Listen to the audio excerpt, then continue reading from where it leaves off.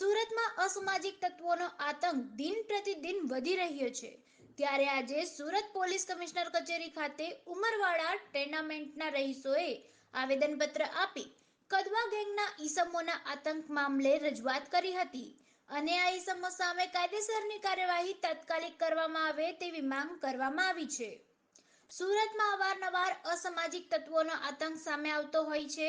જાહેરમાં લોકો પર હુમલો કરવો, તે જ ઘાતક હથિયારો વડે લોકોને ડરાવવા અને પોતાની ધાક જમાવવા રોફ બતાવી લોકોને હેરાન કરવામાં આવતા હોય છે।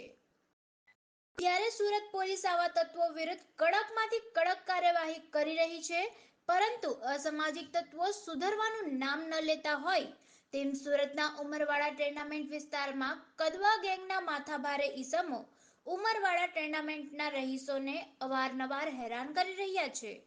થોડા સમય પહેલા જ ઉમરવાડા ટેનામેન્ટમાં રહેતા એક વ્યક્તિ પર જીવલેણ હુમલો કરવામાં આવ્યો હતો।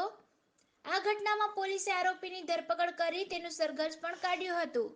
આ ઘટના બાદ આરોપી સોહેબ કદવો, નાવડી નદીમ તથા અન્ય લોકો ઘરની આસપાસ ઘાતક હથિયારો લઈને ફરે છે અને અમારા ગેંગના માણસો વિરુદ્ધ તમે સલાવતપુરા પોલીસ મથકમાં ફરિયાદ કરી છે, જેથી અમે તમને મારી નાખીશું તેવી ધમકી આપે છે।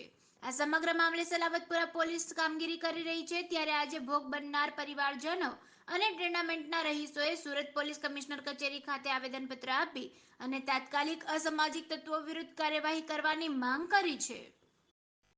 जी, मैं शेख सुमैया, हमारी विनंती है सरकार से उमरवाड़ा टेनामेंट क्या हुआ था? मेरे हस्बैंड हैं, बहुत बड़े अंडे के व्यापारी हैं। एक के शेख फिरोज़ क्या काम करते हैं? अंडों के व्यापारी है बहुत बड़े। क्या हुआ था? 28 रात को शाम 7 बजे खुलेआम पूरी पब्लिक के सामने छुरा लेके मेरे हस्बैंड के पे वार किया गया। कौन लोग थे?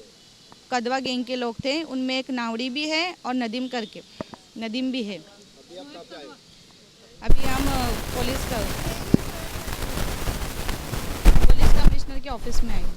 क्या चाहते हो? हम चाहते हैं कि कानून हमारे साथ हो और हमारे एफआईआर दर्ज की है, उनके लिए जल्द से जल्द कार्रवाई शुरू करें और उन्हें जल्द से जल्द पकड़े। अरविंद राठौड़, जीटीवी न्यूज़, सूरत।